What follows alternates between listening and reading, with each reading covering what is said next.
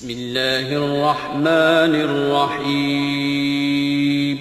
شروع اللہ کا نام لے کر جو بڑا مہربان نہایت رحم والا ہے۔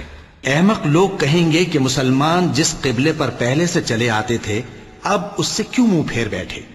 تم کہہ دو کہ مشرق اور مغرب سب اللہ ہی کا ہے، وہ جس کو چاہتا ہے سیدھے رستے پر چلاتا ہے، اور اسی طرح ہم نے تم کو امت معتدل بنایا ہے تاکہ تم لوگوں پر گواہ بنو اور پیغمبر آخر الزمان صلی اللہ علیہ وآلہ وسلم تم پر گواہ بنے۔ اور جس قبلے پر تم پہلے تھے اس کو ہم نے اس لیے مقرر کیا تھا کہ معلوم کریں کہ کون ہمارے پیغمبر کا تابع رہتا ہے اور کون الٹے پاؤں پھر جاتا ہے۔ اور یہ بات یعنی تحویل قبلہ لوگوں کو گراں معلوم ہوئی، مگر جن کو اللہ نے ہدایت بخشی ہے وہ اسے گراں نہیں سمجھتے، اور اللہ ایسا نہیں کہ تمہارے ایمان کو یوں ہی ضائع کر دے۔ اللہ تو لوگوں پر بڑا مہربان ہے، صاحب رحمت ہے۔ اے پیغمبر صلی اللہ علیہ وآلہ وسلم، ہم تمہارا آسمان کی طرف منہ اٹھانا دیکھ رہے ہیں، سو ہم تم کو اسی قبلے کی طرف جس کو تم پسند کرتے ہو منہ کرنے کا حکم دیں گے۔ تو اپنا منہ مسجد حرام یعنی خانہ کعبہ کی طرف پھیر لو، اور تم لوگ جہاں ہوا کرو نماز پڑھنے کے وقت اسی مسجد کی طرف منہ کر لیا کرو۔ اور جن لوگوں کو کتاب دی گئی ہے وہ خوب جانتے ہیں کہ یہ نیا قبلہ ان کے پروردگار کی طرف سے حق ہے، اور جو کام یہ لوگ کرتے ہیں اللہ ان سے بے خبر نہیں۔ اور اگر تم ان اہل کتاب کے پاس تمام نشانیاں بھی لے کر آؤ تو بھی یہ تمہارے قبلے کی پیروی نہ کریں، اور تم بھی ان کے قبلے کی پیروی کرنے والے نہیں ہو، اور ان میں سے بھی بعض کے قبلے کے پیرو نہیں۔ اور اگر تم باوجود اس کے کہ تمہارے پاس علم یعنی اللہ کا حکم آ چکا ہے ان کی خواہشوں کے پیچھے چلو گے تو ظالموں میں ہو جاؤ گے۔ جن لوگوں کو ہم نے کتاب دی ہے وہ ان پیغمبر آخر الزمان صلی اللہ علیہ وآلہ وسلم کو اس طرح پہچانتے ہیں جس طرح اپنے بیٹوں کو پہچانا کرتے ہیں، مگر ایک فریق ان میں سے سچی بات کو جان بوجھ کر چھپا رہا ہے۔ اے پیغمبر صلی اللہ علیہ وآلہ وسلم، یہ نیا قبلہ تمہارے پروردگار کی طرف سے حق ہے، تو تم ہرگز شک کرنے والوں میں نہ ہونا، اور ہر ایک شخص کے لیے ایک سمت مقرر ہے جدھر وہ عبادت کے وقت منہ کیا کرتا ہے، تو تم نیکیوں میں سبقت حاصل کرو۔ تم جہاں ہوگے اللہ تم سب کو جمع کرے گا، بے شک اللہ ہر چیز پر قادر ہے۔ اور تم جہاں سے نکلو نماز میں اپنا منہ مسجد حرام کی طرف کر لیا کرو، بے شبہ یہ تمہارے پروردگار کی طرف سے حق ہے، اور تم لوگ جو کچھ کرتے ہو اللہ اس سے بے خبر نہیں۔ اور تم جہاں سے نکلو مسجد حرام کی طرف منہ کر کے نماز پڑھا کرو، اور مسلمانوں تم جہاں ہوا کرو اسی مسجد کی طرف رخ کیا کرو۔ یہ تاکید اس لیے کی گئی ہے کہ لوگ تم کو کسی طرح کا الزام نہ دے سکیں، مگر ان میں سے جو ظالم ہیں وہ الزام دیں تو دیں، سو ان سے مت ڈرنا اور مجھی سے ڈرتے رہنا۔ اور یہ بھی مقصود ہے کہ میں تم کو اپنی تمام نعمتیں بخشوں، اور یہ بھی کہ تم راہ راست پر چلو۔ جس طرح من جملہ اور نعمتوں کے ہم نے تمہیں میں سے ایک رسول بھیجے ہیں جو تم کو ہماری آیتیں پڑھ پڑھ کر سناتے اور تمہیں پاک بناتے، اور کتاب یعنی قرآن اور دانائی سکھاتے ہیں، اور ایسی باتیں بتاتے ہیں جو تم پہلے نہیں جانتے تھے۔ سو تم مجھے یاد کیا کرو، میں تمہیں یاد کیا کروں گا، اور میرا احسان مانتے رہنا اور میری ناشکری نہ کرنا۔ اے ایمان والو، صبر اور نماز سے مدد لیا کرو، بے شک اللہ صبر کرنے والوں کے ساتھ ہے۔ اور جو لوگ اللہ کی راہ میں مارے جائیں ان کی نسبت یہ نہ کہنا کہ وہ مرے ہوئے ہیں، وہ مردہ نہیں بلکہ زندہ ہیں، لیکن تم کو شعور نہیں۔ اور ہم کسی قدر خوف اور بھوک اور مال اور جانوں اور میووں کے نقصان سے تمہاری آزمائش کریں گے، اور صبر کرنے والوں کو بشارت سنا دو کہ ان لوگوں پر جب کوئی مصیبت واقع ہوتی ہے تو کہتے ہیں کہ ہم اللہ ہی کا مال ہیں اور اسی کی طرف لوٹ کر جانے والے ہیں۔ یہی لوگ ہیں جن پر ان کے پروردگار کی عنایتیں ہیں اور خصوصی رحمت بھی ہے، اور یہی سیدھے رستے پر ہیں۔ بے شک کوہ صفا اور مروہ اللہ کی نشانیوں میں سے ہیں، تو جو شخص خانہ کعبہ کا حج یا عمرہ کرے اس پر کچھ گناہ نہیں کہ دونوں کے درمیان چکر لگائے، بلکہ یہ ایک نیک کام ہے اور جو کوئی نیک کام کرے تو اللہ قدردان ہے، دانا ہے۔ جو لوگ ہمارے حکموں اور ہدایتوں کو جو ہم نے نازل کی ہیں کسی غرض فاسد سے چھپاتے ہیں، باوجود کہ ہم نے ان کو لوگوں کے سمجھانے کے لیے اپنی کتاب میں کھول کھول کر بیان کر دیا ہے، ایسوں پر اللہ اور تمام لعنت کرنے والے لعنت کرتے ہیں۔ ہاں، جو توبہ کرتے ہیں اور اپنی حالت درست کر لیتے ہیں اور احکام الہی کو صاف صاف بیان کر دیتے ہیں تو میں ان کے قصور معاف کر دیتا ہوں، اور میں بڑا معاف کرنے والا، بڑا مہربان ہوں۔ جو لوگ کافر ہوئے اور کافر ہی مرے، ایسوں پر اللہ کی اور فرشتوں کی اور انسانوں کی سب کی لعنت، وہ ہمیشہ اسی لعنت میں گرفتار رہیں گے۔ ان سے نہ تو عذاب ہلکا ہی کیا جائے گا اور نہ انہیں کچھ مہلت ملے گی۔ اور لوگوں، تمہارا معبود ایک ہی معبود ہے، اس بڑے مہربان اور رحم والے کے سوا کوئی عبادت کے لائق نہیں۔ بے شک آسمانوں اور زمین کے پیدا کرنے میں اور رات اور دن کے ایک دوسرے کے پیچھے آنے جانے میں اور کشتیوں اور جہازوں میں جو سمندر میں لوگوں کے فائدے کے لیے رواں ہیں، اور میں جس کو اللہ آسمان سے برساتا اور اس سے زمین کو اس کے مردہ ہو جانے کے بعد زندہ یعنی خشک ہو جانے کے بعد سرسبز کر دیتا ہے، اور زمین پر ہر قسم کے جانور پھیلانے میں اور ہواؤں کے چلانے میں اور بادلوں میں جو آسمان اور زمین کے درمیان گھرے رہتے ہیں، عقل مندوں کے لیے اللہ کی قدرت کی نشانیاں ہیں۔ اور بعض لوگ ایسے ہیں جو غیر اللہ کو اللہ کا شریک بناتے اور ان سے اللہ کی سی محبت کرتے ہیں، لیکن جو ایمان والے ہیں وہ تو اللہ ہی کے سب سے زیادہ دوستدار ہیں۔ اور اے کاش ظالم لوگ جو بات عذاب کے وقت دیکھیں گے اب دیکھ لیتے کہ سب طرح کی طاقت اللہ ہی کو ہے، اور یہ کہ اللہ سخت عذاب کرنے والا ہے۔ اس دن کفر کے پیشوا اپنے پیروں سے بیزاری ظاہر کریں گے اور دونوں عذاب الہی دیکھ لیں گے اور ان کے آپس کے تعلقات منقطع ہو جائیں گے۔ یہ حال دیکھ کر پیروی کرنے والے حسرت سے کہیں گے کہ اے کاش ہمیں پھر دنیا میں جانا نصیب ہو، تاکہ جس طرح یہ ہم سے بیزار ہو رہے ہیں اسی طرح ہم بھی ان سے بیزار ہوں۔ اس طرح اللہ ان کے اعمال حسرت بنا کر دکھائے گا اور وہ دوزخ سے نکل نہیں سکیں گے۔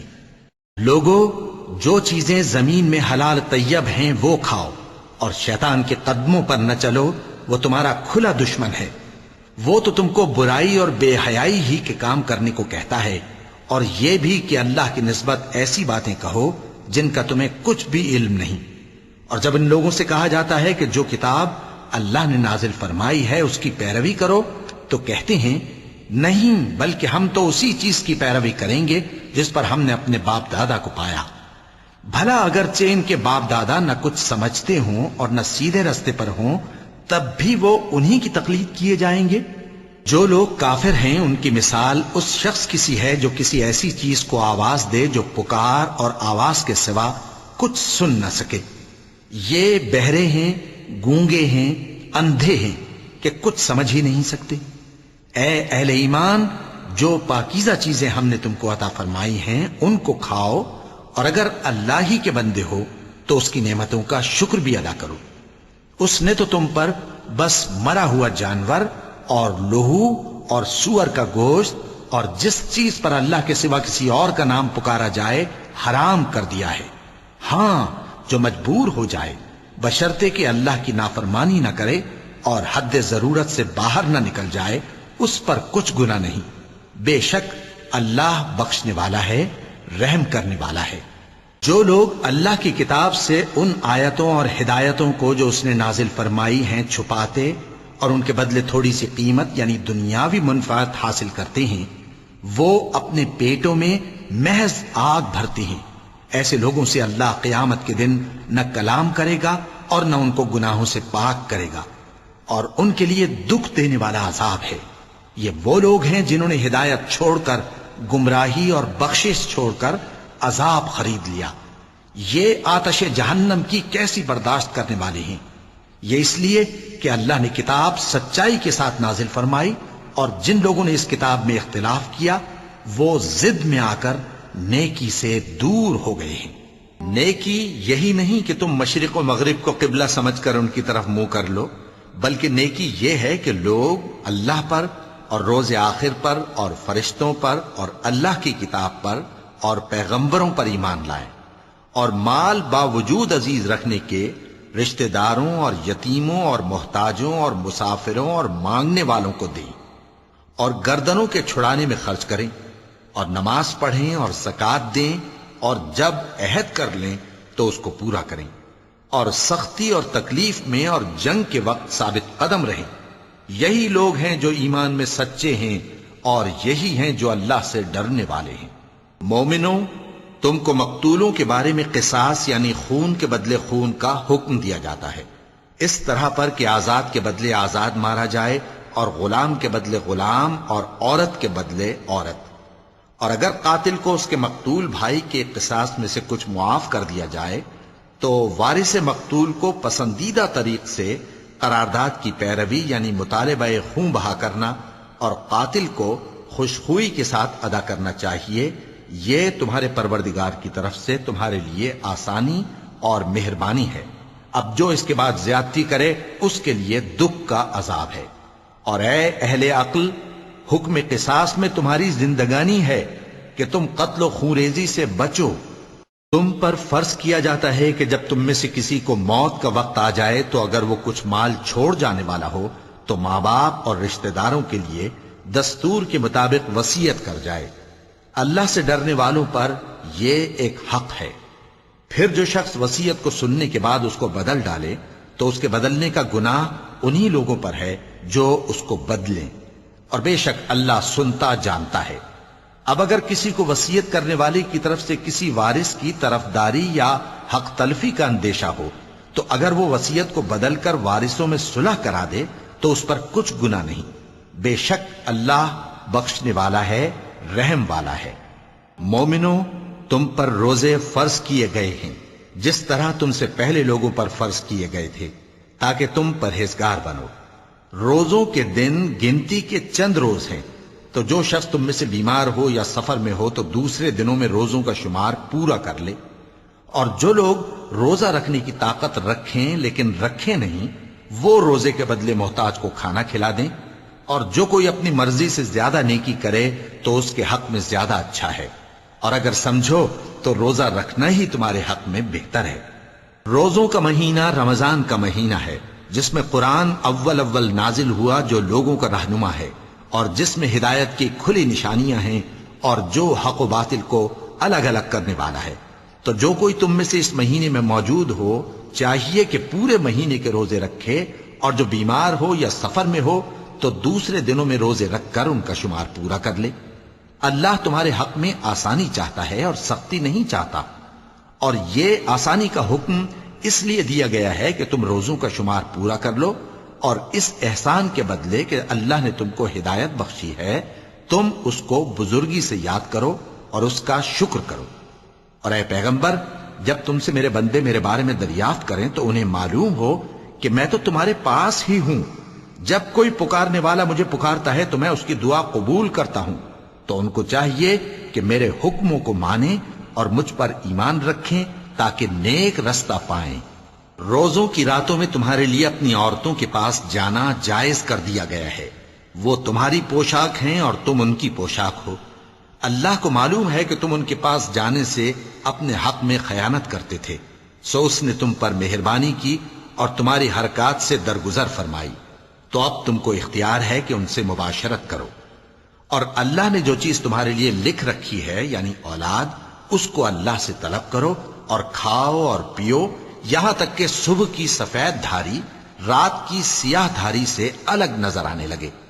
پھر روزہ رکھ کر رات تک پورا کرو، اور جب تم مسجدوں میں اعتکاف بیٹھتے ہو تو ان سے مباشرت نہ کرو، یہ اللہ کی حدیں ہیں، ان کے پاس نہ جانا۔ اسی طرح اللہ اپنی آیتیں لوگوں کے سمجھانے کے لیے کھول کھول کر بیان فرماتا ہے تاکہ وہ پرہیزگار بنے۔ اور آپس میں ایک دوسرے کا مال ناحق نہ کھاؤ، اور نہ اس کو رشوتاً حاکموں کے پاس پہنچاؤ تاکہ لوگوں کے مال کا کچھ حصہ ناجائز طور پر کھا جاؤ، اور اسے تم جانتے بھی ہو۔ اے پیغمبر، لوگ تم سے نئے چاند کے بارے میں دریافت کرتے ہیں کہ گھٹتا بڑھتا کیوں ہے۔ کہہ دو کہ وہ لوگوں کے کاموں کی میعادیں اور حج کے وقت معلوم ہونے کا ذریعہ ہے، اور نیکی اس بات میں نہیں کہ احرام کی حالت میں گھروں میں ان کے پچھواڑے کی طرف سے آؤ، بلکہ نیکوکار وہ ہے جو پرہیزگار ہو، اور گھروں میں ان کے دروازوں سے آیا کرو، اور اللہ سے ڈرتے رہو تاکہ کامیاب ہو جاؤ۔ اور جو لوگ تم سے لڑتے ہیں تم بھی اللہ کی راہ میں ان سے لڑو، مگر زیادتی نہ کرنا، کہ اللہ زیادتی کرنے والوں کو دوست نہیں رکھتا۔ اور ان کو جہاں پاؤ قتل کر دو، اور جہاں سے انہوں نے تم کو نکالا ہے یعنی مکے سے، وہاں سے تم بھی ان کو نکال دو۔ اور دین سے گمراہ کرنے کا فساد قتل و خونریزی سے کہیں بڑھ کر ہے۔ اور جب تک وہ تم سے مسجد حرام یعنی خانہ کعبہ کے پاس نہ لڑیں تم بھی وہاں ان سے نہ لڑنا۔ ہاں اگر وہ تم سے لڑیں تو تم ان کو قتل کر ڈالو، کافروں کی یہی سزا ہے۔ پھر اگر وہ باز آ جائیں تو اللہ بخشنے والا ہے، رحم کرنے والا ہے۔ اور ان سے اس وقت تک لڑتے رہنا کہ فساد نابود ہو جائے اور ملک میں اللہ ہی کا دین غالب ہو جائے۔ پھر اگر وہ فساد سے باز آ جائیں تو ظالموں کے سوا کسی پر زیادتی نہیں کرنی چاہیے۔ ادب کا مہینہ ادب کے مہینے کے مقابل ہے، اور ادب کی چیزیں ایک دوسرے کا بدلہ ہیں۔ پس اگر کوئی تم پر زیادتی کرے تو جیسی زیادتی وہ تم پر کرے ویسی ہی تم اس پر کرو، اور اللہ سے ڈرتے رہو اور جان رکھو کہ اللہ ڈرنے والوں کے ساتھ ہے۔ اور اللہ کی راہ میں مال خرچ کرو اور اپنے آپ کو ہلاکت میں نہ ڈالو، اور نیکی کرو، بے شک اللہ نیکی کرنے والوں کو دوست رکھتا ہے۔ اور اللہ کی خوشنودی کے لیے حج اور عمرے کو پورا کرو، اور اگر راستے میں روک لیے جاؤ تو جیسی قربانی میسر ہو کر دو، اور جب تک قربانی اپنے مقام پر نہ پہنچ جائے سر نہ منڈاؤ۔ اور اگر کوئی تم میں بیمار ہو یا اس کے سر میں کسی طرح کی تکلیف ہو تو اگر وہ سر منڈا لے تو اس کے بدلے روزے رکھے یا صدقہ دے یا قربانی کرے۔ پھر جب تکلیف دور ہو کر تم مطمئن ہو جاؤ تو جو تم میں حج کے وقت تک عمرے سے فائدہ اٹھانا چاہے وہ جیسی قربانی میسر ہو کرے، اور جس کو قربانی نہ ملے وہ 3 روزے ایام حج میں رکھے اور 7 جب واپس ہو، یہ پورے 10 ہوئے۔ یہ حکم اس شخص کے لیے ہے جس کے اہل و عیال مکے میں نہ رہتے ہوں۔ اور اللہ سے ڈرتے رہو اور جان رکھو کہ اللہ سخت عذاب دینے والا ہے۔ حج کے مہینے معین ہیں جو معلوم ہیں، تو جو شخص ان مہینوں میں حج کی نیت کر لے تو حج کے دنوں میں نہ عورتوں سے اختلاط کرے، نہ کوئی برا کام کرے اور نہ کسی سے جھگڑے۔ اور جو نیک کام تم کرو گے وہ اللہ کو معلوم ہو جائے گا۔ اور زاد راہ یعنی رستے کا خرچ ساتھ لے جاؤ، کیونکہ بہترین زاد راہ پرہیزگاری ہے۔ اور اے اہل عقل مجھی سے ڈرتے رہو، اس کا تمہیں کچھ گناہ نہیں کہ حج کے دنوں میں بذریعہ تجارت اپنے پروردگار سے روزی طلب کرو۔ اور جب عرفات سے واپس ہونے لگو تو مشعر حرام یعنی مزدلفہ میں اللہ کا ذکر کرو، اور اس طرح ذکر کرو جس طرح اس نے تم کو سکھایا، اور اس سے پیشتر تم لوگ ان طریقوں سے محض ناواقف تھے۔ پھر جہاں سے اور لوگ واپس ہوں وہیں سے تم بھی واپس ہو، اور اللہ سے بخشش مانگو، بے شک اللہ بخشنے والا ہے، رحمت کرنے والا ہے۔ پھر جب حج کے تمام ارکان پورے کر چکو تو مینا میں اللہ کو یاد کرو جس طرح اپنے باپ دادا کو یاد کیا کرتے تھے، بلکہ اس سے بھی زیادہ۔ اور بعض لوگ ایسے ہیں جو اللہ سے التجا کرتے ہیں کہ اے پروردگار ہم کو جو دینا ہے دنیا ہی میں دے دے، اور ایسے لوگوں کا آخرت میں کچھ حصہ نہیں۔ اور بعض ایسے ہیں کہ دعا کرتے ہیں کہ پروردگار ہم کو دنیا میں بھی نعمت عطا فرما اور آخرت میں بھی نعمت بخشیو اور دوزخ کے عذاب سے محفوظ رکھیو۔ یہی لوگ ہیں جن کے لیے ان کے کاموں کا حصہ یعنی اجر نیک تیار ہے، اور اللہ جلد حساب لینے والا ہے۔ اور قیام منی کے دنوں میں جو گنتی کے دن ہیں اللہ کو یاد کرو، اگر کوئی جلدی کرے اور 2 ہی دن میں چل دے تو اس پر بھی کچھ گناہ نہیں، اور جو بات تک ٹھہرا رہے اس پر بھی کچھ گناہ نہیں۔ یہ باتیں اس شخص کے لیے ہیں جو اللہ سے ڈرے، اور تم لوگ اللہ سے ڈرتے رہو اور جان رکھو کہ تم سب اس کے پاس جمع کیے جاؤ گے۔ اور کوئی شخص تو ایسا ہے جس کی گفتگو دنیا کی زندگی میں تم کو دلکش معلوم ہوتی ہے، اور وہ اپنے معافی ضمیر پر یعنی اس بات پر جو اس کے دل میں ہے اللہ کو گواہ بناتا ہے، حالانکہ وہ سخت جھگڑالو ہے۔ اور جب پیٹ پھیر کر چلا جاتا ہے تو زمین میں دوڑتا پھرتا ہے تاکہ اس میں فتنہ انگیزی کرے اور کھیتی کو برباد اور انسانوں اور حیوانوں کی نسل کو نابود کر دے، اور اللہ فتنہ انگیزی کو پسند نہیں کرتا۔ اور جب اس سے کہا جاتا ہے کہ اللہ سے خوف کر تو غرور اس کو گناہ میں پھنسا دیتا ہے، سو اس کو جہنم کافی ہے اور وہ بہت برا ٹھکانہ ہے۔ اور کوئی شخص ایسا ہے کہ اللہ کی خوشنودی حاصل کرنے کے لیے اپنی جان بیچ ڈالتا ہے، اور اللہ بندوں پر بہت مہربان ہے۔ مومنو، اسلام میں پورے داخل ہو جاؤ اور شیطان کے پیچھے نہ چلو، وہ تو تمہارا کھلا دشمن ہے۔ پھر اگر تم احکام روشن پہنچ جانے کے بعد لڑکھڑا جاؤ تو جان رکھو کہ اللہ غالب ہے، حکمت والا ہے۔ کیا یہ لوگ اسی بات کے منتظر ہیں کہ ان پر اللہ کا عذاب بادل کے سائبانوں میں نازل ہو اور فرشتے بھی اتر آئیں اور کام تمام کر دیا جائے؟ اور سب کاموں کا رجوع اللہ ہی کی طرف ہے۔ اے پیغمبر، بنی اسرائیل سے پوچھو کہ ہم نے ان کو کتنی کھلی نشانیاں دیں، اور جو شخص اللہ کی نعمت کو اپنے پاس آنے کے بعد بدل دے تو اللہ سخت عذاب کرنے والا ہے۔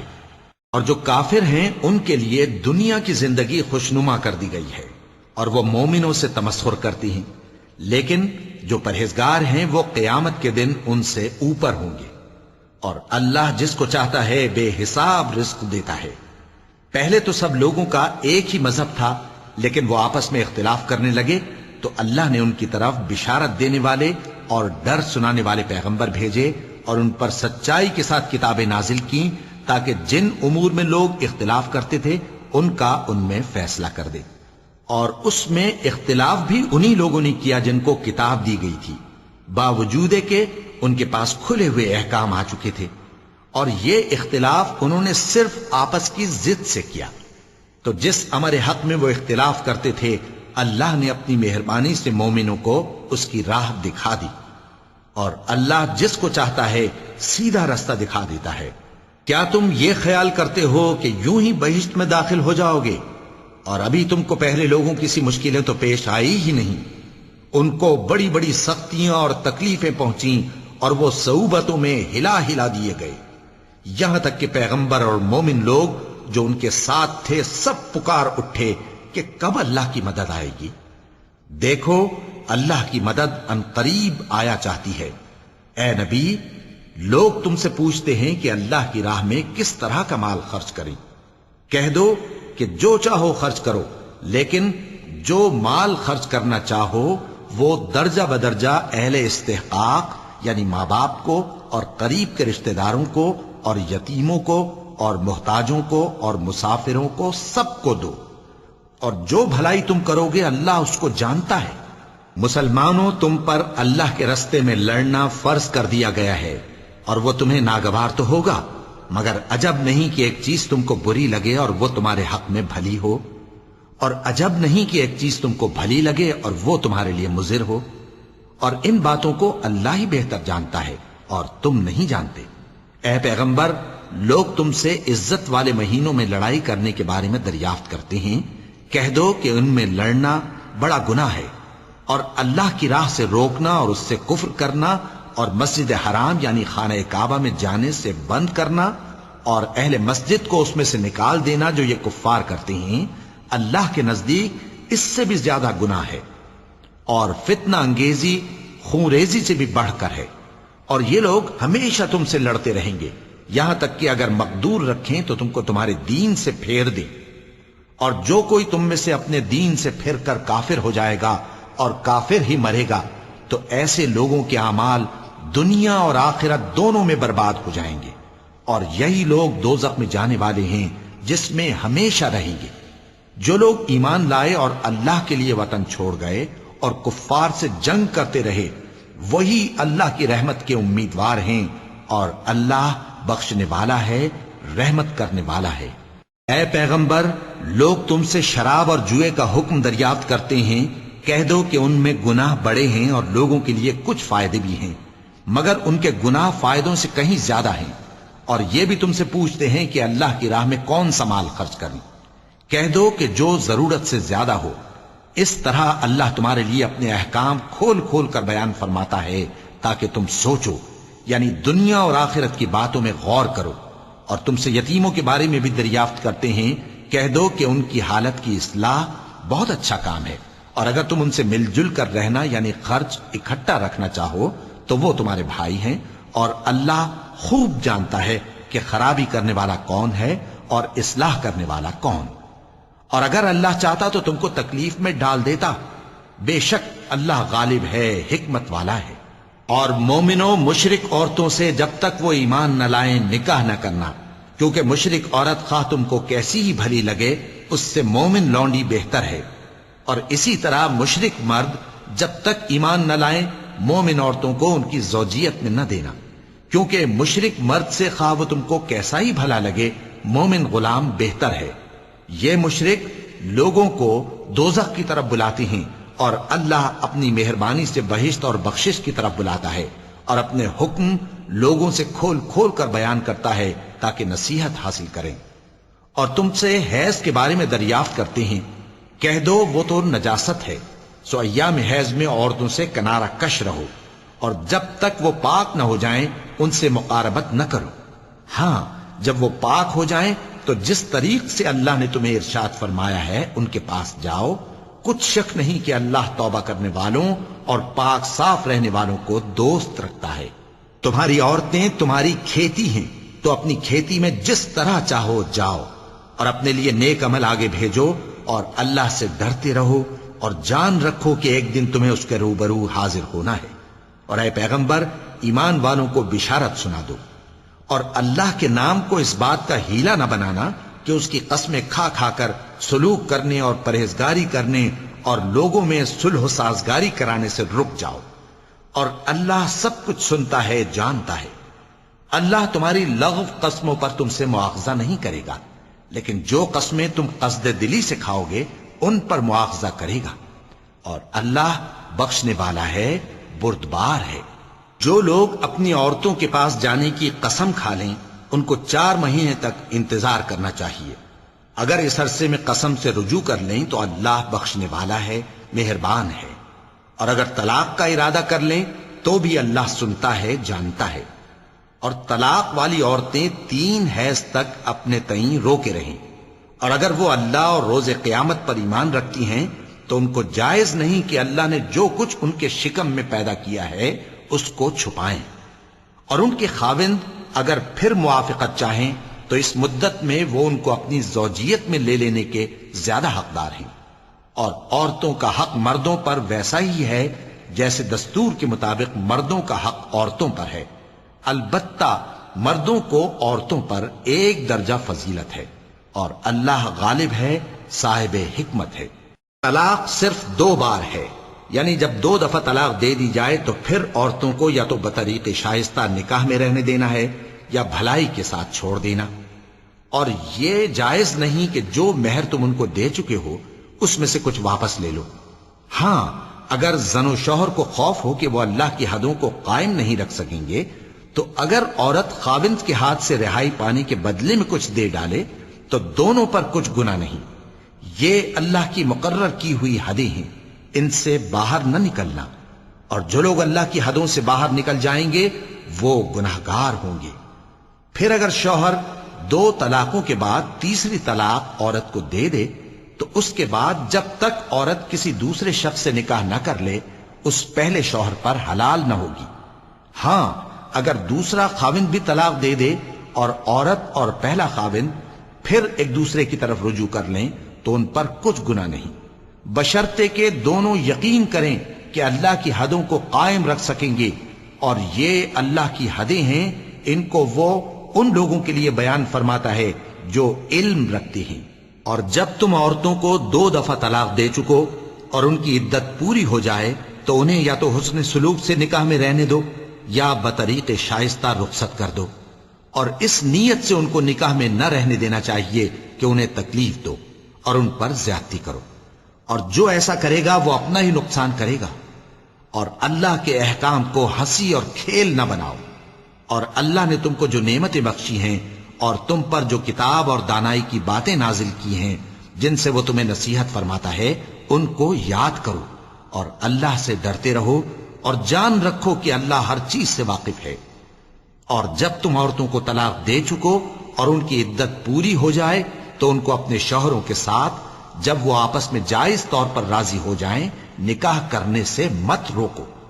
اس حکم سے اس شخص کو نصیحت کی جاتی ہے جو تم میں اللہ اور روز آخر پر یقین رکھتا ہے۔ یہ تمہارے لیے نہایت خوب اور بہت پاکیزگی کی بات ہے، اور اللہ جانتا ہے اور تم نہیں جانتے۔ اور مائیں اپنے بچوں کو پورے 2 سال دودھ پلائیں، یہ حکم اس شخص کے لیے ہے جو پوری مدت تک دودھ پلوانا چاہے، اور دودھ پلانے والی ماؤں کا کھانا اور کپڑا دستور کے مطابق باپ کے ذمے ہوگا۔ کسی شخص کو اس کی طاقت سے زیادہ تکلیف نہیں دی جاتی، تو یاد رکھو کہ نہ تو ماں کو اس کے بچے کے سبب نقصان پہنچایا جائے اور نہ باپ کو اس کی اولاد کی وجہ سے نقصان پہنچایا جائے، اور اسی طرح نان و نفقہ بچے کے وارث کے ذمے ہے۔ اور اگر دونوں یعنی ماں باپ آپس کی رضامندی اور صلاح سے بچے کا دودھ چھڑانا چاہیں تو ان پر کچھ گناہ نہیں، اور اگر تم اپنی اولاد کو دودھ پلوانا چاہو تو تم پر کچھ گناہ نہیں، بشرطے کہ تم دودھ پلانے والیوں کو دستور کے مطابق ان کا حق جو تم نے دینا کیا تھا دے دو۔ اور اللہ سے ڈرتے رہو اور جان رکھو کہ جو کچھ تم کرتے ہو اللہ اس کو دیکھ رہا ہے۔ اور جو لوگ تم میں سے مر جائیں اور عورتیں چھوڑ جائیں تو وہ عورتیں 4 مہینے اور 10 دن اپنے آپ کو روکے رہیں، اور جب یہ عدت پوری کر چکیں اور اپنے حق میں پسندیدہ کام یعنی نکاح کر لیں تو تم پر کچھ گناہ نہیں، اور اللہ تمہارے سب کاموں سے واقف ہے۔ اگر تم اشارے کنائے میں عورتوں کو نکاح کا پیغام بھیجو یا نکاح کی خواہش کو اپنے دلوں میں مخفی رکھو تو تم پر کچھ گناہ نہیں۔ اللہ کو معلوم ہے کہ تم ان سے نکاح کا ذکر کرو گے، مگر ایام عدت میں اس کے سوا کے دستور کے مطابق کوئی بات کہہ دو، پوشیدہ طور پر ان سے قول و قرار نہ کرنا، اور جب تک عدت پوری نہ ہو لے نکاح کا پختہ ارادہ نہ کرنا۔ اور جان رکھو کہ جو کچھ تمہارے دلوں میں ہے اللہ کو سب معلوم ہے، تو اس سے ڈرتے رہو اور جان رکھو کہ اللہ بخشنے والا ہے، حلم والا ہے۔ اور اگر تم عورتوں کو ان کے پاس جانے یا ان کا مہر مقرر کرنے سے پہلے طلاق دے دو تو تم پر کچھ گناہ نہیں، ہاں ان کو دستور کے مطابق کچھ خرچ ضرور دو، یعنی مقدور والا اپنے مقدور کے مطابق دے اور تنگ دست اپنی حیثیت کے مطابق۔ نیک لوگوں پر یہ ایک طرح کا حق ہے۔ اور اگر تم عورتوں کو ان کے پاس جانے سے پہلے طلاق دے دو لیکن مہر مقرر کر چکے ہو تو آدھا مہر دینا ہوگا۔ ہاں اگر عورتیں مہر بخش دیں یا مرد جن کے ہاتھ میں عقد نکاح ہے اپنا حق چھوڑ دیں اور پورا مہر دے دیں تو ان کو اختیار ہے۔ اور اگر تم مرد لوگ ہی اپنا حق چھوڑ دو تو یہ پرہیزگاری کی بات ہے، اور آپس میں بھلائی کرنے کو فراموش نہ کرنا۔ کچھ شک نہیں کہ اللہ تمہارے سب کاموں کو دیکھ رہا ہے۔ مسلمانوں، سب نمازیں خصوصاً بیچ کی نماز یعنی نماز عصر پورے اہتمام کے ساتھ ادا کرتے رہو اور اللہ کے آگے ادب سے کھڑے رہا کرو۔ پھر اگر تم خوف کی حالت میں ہو تو پیادے یا سوار جس حال میں ہو نماز پڑھ لو۔ پھر جب امن و اطمینان ہو جائے تو جس طریق سے اللہ نے تم کو سکھایا ہے جو تم پہلے نہیں جانتے تھے اللہ کو یاد کرو۔ اور جو لوگ تم میں سے مر جائیں اور عورتیں چھوڑ جائیں وہ اپنی عورتوں کے حق میں وصیت کر جائیں کہ ان کو 1 سال تک خرچ دیا جائے اور گھر سے نہ نکالی جائیں۔ ہاں اگر وہ خود گھر سے چلی جائیں اور اپنے حق میں پسندیدہ کام یعنی نکاح کر لیں تو تم پر کچھ گناہ نہیں، اور اللہ زبردست ہے، حکمت والا ہے۔ اور مطلقہ عورتوں کو بھی دستور کے مطابق نان و نفقہ دینا چاہیے، پرہیزگاروں پر یہ بھی حق ہے۔ اسی طرح اللہ اپنے احکام تمہارے لیے بیان فرماتا ہے تاکہ تم سمجھو۔ بھلا تم نے ان لوگوں کو نہیں دیکھا جو شمار میں ہزاروں ہی تھے اور موت کے ڈر سے اپنے گھروں سے نکل بھاگے تھے؟ تو اللہ نے ان کو حکم دیا کہ مر جاؤ، پھر ان کو زندہ بھی کر دیا۔ کچھ شک نہیں کہ اللہ لوگوں پر مہربانی رکھتا ہے، لیکن اکثر لوگ شکر نہیں کرتے۔ اور مسلمانوں، اللہ کی راہ میں جہاد کرو اور جان رکھو کہ اللہ سب کچھ سنتا ہے، سب کچھ جانتا ہے۔ کون ہے کہ اللہ کو قرض حسنہ دے کہ وہ اس کے بدلے اس کو کئی گنا زیادہ دے گا؟ اور اللہ ہی روزی کو تنگ کرتا اور وہی اسے کشادہ کرتا ہے، اور تم اسی کی طرف لوٹ کر جاؤ گے۔ بھلا تم نے بنی اسرائیل کی ایک جماعت کو نہیں دیکھا جس نے موسیٰ کے بعد اپنے پیغمبر سے کہا کہ آپ ہمارے لیے ایک بادشاہ مقرر کر دیں تاکہ ہم اللہ کی راہ میں جہاد کریں؟ پیغمبر نے کہا کہ اگر تم کو جہاد کا حکم دیا جائے تو ایسا تو نہیں کہ لڑنے سے پہلو تہی کرو۔ وہ کہنے لگے کہ ہم اللہ کی راہ میں کیوں نہ لڑیں گے جبکہ ہم وطن سے خارج اور بال بچوں سے جدا کر دیے گئے۔ پھر جب ان کو جہاد کا حکم دیا گیا تو چند اشخاص کے سوا سب پھر گئے، اور اللہ ظالموں سے خوب واقف ہے۔ اور پیغمبر نے ان سے یہ بھی کہا کہ اللہ نے تم پر طالوت کو بادشاہ مقرر فرمایا ہے۔ وہ بولے کہ اسے ہم پر بادشاہی کا حق کیوں کر ہو سکتا ہے؟ اس سے بڑھ کر بادشاہی کے مستحق تو ہم ہیں، اور اس کے پاس تو بہت سی دولت بھی نہیں۔ پیغمبر نے کہا کہ اللہ نے اس کو تم پر فضیلت دی ہے اور بادشاہی کے لیے منتخب فرمایا ہے۔ اس نے اسے علم بھی بہت سا بخشا ہے اور تن و توش بھی بڑا عطا کیا ہے، اور اللہ کو اختیار ہے جسے چاہے بادشاہی بخشے، وہ بڑا کشائش والا ہے، دانا ہے۔ اور پیغمبر نے ان سے کہا کہ ان کی یعنی طالوت کی بادشاہی کی نشانی یہ ہے کہ تمہارے پاس وہ صندوق آئے گا جس کو فرشتے اٹھائے ہوئے ہوں گے۔ اس میں تمہارے پروردگار کی طرف سے تسلی بخشنے والی چیز ہوگی، اور کچھ اور چیزیں بھی ہوں گی جو موسیٰ اور ہارون چھوڑ گئے تھے۔ اگر تم ایمان رکھتے ہو تو یہ تمہارے لیے ایک بڑی نشانی ہے۔ غرض جب طالوت فوجیں لے کر روانہ ہوا تو اس نے ان سے کہا کہ اللہ ایک نہر سے تمہاری آزمائش کرنے والا ہے، جو شخص اس میں سے پانی پی لے گا اس کی نسبت تصور کیا جائے گا کہ وہ میرا نہیں، اور جو نہ پیے گا وہ سمجھا جائے گا کہ میرا ہے۔ ہاں اگر کوئی ہاتھ سے چلو بھر پانی لے لے تو خیر۔ جب وہ لوگ نہر پر پہنچے تو چند آدمیوں کے سوا سب نے پانی پی لیا۔ پھر جب طالوت اور مومن لوگ جو اس کے ساتھ تھے نہر کے پار ہو گئے تو کہنے لگے کہ آج ہم میں جالوت اور اس کے لشکر سے مقابلہ کرنے کی طاقت نہیں۔ جو لوگ یقین رکھتے تھے کہ ان کو اللہ کے روبرو حاضر ہونا ہے، وہ کہنے لگے کہ بسا اوقات تھوڑی سی جماعت نے اللہ کے حکم سے بڑی جماعت پر فتح حاصل کی ہے، اور اللہ ثابت قدم رہنے والوں کے ساتھ ہے۔ اور جب وہ لوگ جالوت اور اس کے لشکر کے مقابل میں آئے تو اللہ سے دعا کی کہ اے پروردگار، ہم پر صبر کے دہانے کھول دے اور ہمیں لڑائی میں ثابت قدم رکھ اور لشکر کفار پر فتح یاب کر۔ تو طالوت کی فوج نے اللہ کے حکم سے ان کو شکست دے دی، اور داؤد نے جالوت کو قتل کر ڈالا، اور اللہ نے ان کو بادشاہی اور دانائی بخشی اور جو کچھ چاہا سکھایا۔ اور اگر اللہ لوگوں کو ایک دوسرے پر چڑھائی اور حملہ کرنے سے نہ ہٹاتا رہتا تو کرۂ ارض تباہ ہو جاتا، لیکن اللہ اہل عالم پر بڑا مہربان ہے۔ یہ اللہ کی آیتیں ہیں جو ہم تم کو سچائی کے ساتھ پڑھ کر سناتے ہیں، اور اے محمد صلی اللہ علیہ وآلہ وسلم تم بلا شبہ پیغمبروں میں سے ہو۔ وَلَقَ اللَّهُ